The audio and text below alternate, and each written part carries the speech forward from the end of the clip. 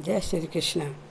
आज की कहानी का शीर्षक है भाग्य का लिखा कभी टलता नहीं है। एक समय की बात है, एक गांव में ओम नाम का एक व्यक्ति रहता था। उसका एक बचपन का मित्र सुंदर नाम का था। वह दूसरे गांव में रहता था।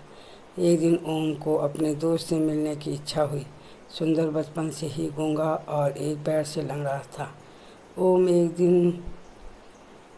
ओम सुबह सुबह घर से निकला और दोस्त को मिलने के लिए चल दिया। तब तक उसको रास्ते में एक व्यक्ति मिला। वह उसके साथ चलने लगा।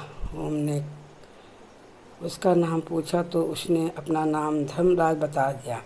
फिर दोनों चलते चलते आगे एक गांव के पास पहुँचे तो धर्मराज ने ओम से कहा, आप चलो, मैं इस गांव में किसी को मिलकर आता हूँ। इस समय गांव में हल्ला हो गया। कोई महिला कुएं में पानी लेने गई हुई थी और वह कुएं में गिर के मर गई। तब तक आगे धर्मराज फिर ओम को मिल गए। ओम ने धर्मराज से पूछा, इस गांव में क्यों शोर मचा हुआ है? तब धर्मराज ने बोला कि कोई महिला की मृत्यु हो गई है। फिर दोनों आगे चल गए।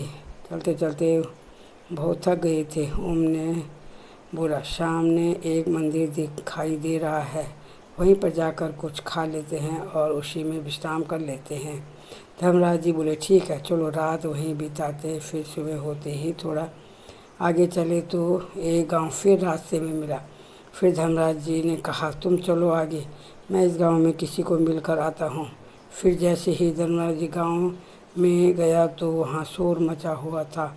किसी को सांप ने काट दिया और उसकी मृत्यु हो गई है। फिर आगे चलकर धर्मराज जी ओम को मिल गए। तब ओम बोला, तुम जहाँ भी रुकते हो वहाँ कुछ ना कुछ नुकसान करते आते हो। कौन हो तुम? धर्मराज जी बोले, मैं यमराज का दूत हूँ। मेरा काम यही है, जिनकी आयु पूरी हो गई है उनके प्राण कर लेना। अब ओम भी डर गया पर कुछ ना बोला। फिर ओम ने धर्मराज से पूछा, अब किसकी बारी है? धर्मराज बोले, अब आपके मित्र सुंदर की मृत्यु है, वह भी आपके कारण। उसकी मृत्यु के कारण तुम ही बनोगे। ओम डर गया। ओम सोचने लगा, इससे अच्छा मैं अपने मित्र के पास जाता ही नहीं हूँ। जब जाऊँगा ही नहीं तो उसकी मृत्यु का कारण कैसे बनूँगा? तब तक धर्मराज जी ने कहा, क्या सोच रहे हो? नहीं जाओगे? तब भी वह मरेगा। ओम हैरान हो गया, यह मेरे मन की बात कैसे सोच रहा है? तब उसको यकीन आ गया कि यह सचमुच यमदूत है। अब ओम घर के लिए वापस लौट गया। तब उसने देखा सुंदर वहाँ से दौड़ा दौड़ा आ रहा है। क्योंकि वह आवाज़ लगा नहीं सकता था, चल सकता नहीं था, गूंगा और लंगड़ा था। फिर उसने सुंदर को देखा तो उसकी तरफ न जाकर आगे की तरफ चल दिया। सुंदर उसको देखने के लिए तेजी तेजी भाग रहा था। इतने में उसको हार्ट अटैक आया, वह गिर गया। ओम ने पीछे देखा तो सुंदर मर पड़ा था। ओम को बड़ा दुख हुआ, पर उसने अपने दोस्त का अंतिम संस्कार किया और घर की तरफ लौट ही रहा था कि धर्मराज फिर मिल गया। फिर ओम को क्या सूझी, उसने धर्मराज से कह दिया कि मेरी मृत्यु कब होगी और कैसे होगी? धर्मराज जी ने कह दिया, 6 महीने के बाद आज के दिन में फांसी लगेगी, दूसरे राज्य में होगी आपकी मृत्यु। अब ओम घर जाकर अपने राजा से सारी बातें बताई। राजा ने अपने ज्ञानी पंडितों से पूछा कि इसका उपाय क्या है जिससे दूसरे राज्य में न जाए। तब सब ने मिलकर राजा से कहा, इनको अपने महल में 6 महीने के लिए रखो और इनको किसी राज्य में न जाने दिए जाए। राजा ने वैसे ही किया। आज वह दिन भी आ गया। रात को अच्छी तरह सो रहा था ओम। यह किसी को पता नहीं था कि ओम को नींद में चलने की बीमारी है। उस दिन रात को ओम नींद में चलकर दूसरे राज्य में चला गया और वहाँ उसने चोरी कर ली।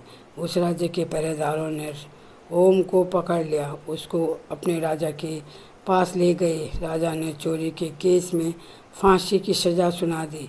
तब ओम ने सारी बातें बताई कि आज के दिन ही मेरी फांसी लगने से मृत्यु होगी। राजा ने पूछा, तुम्हें कैसे पता? ओम ने 6 महीने पहले की सारी बातें बता दी। तब राजा ने अपने मंत्रियों को ओम के राजा के पास भेजा और ओम झूठ तो नहीं बोल रहा है। जब यह सच्चाई सबको पता लगी तो सब हैरान हो गए। फिर राजा ने कहा, अब मैंने फांसी की सज़ा तो सुना दी। तब उनके मंत्रियों ने राजा को सलाह दी, ओम को कच्चे धागे से फांसी दी जाए, जिससे ओम भी ना मरे और आपका वचन भी ना टूटे। पर ओम की तो आज ही मृत्यु होनी थी। कच्चे धागे से ओम की नस कट गई और ओम की मृत्यु हो गई। इस कहानी से यह पता लगता है कि भाग्य का लेखा कभी टलता नहीं है। कहानी यहीं पे समाप्त होती है। फिर मिलेंगे दूसरी कहानी के साथ। धन्यवाद।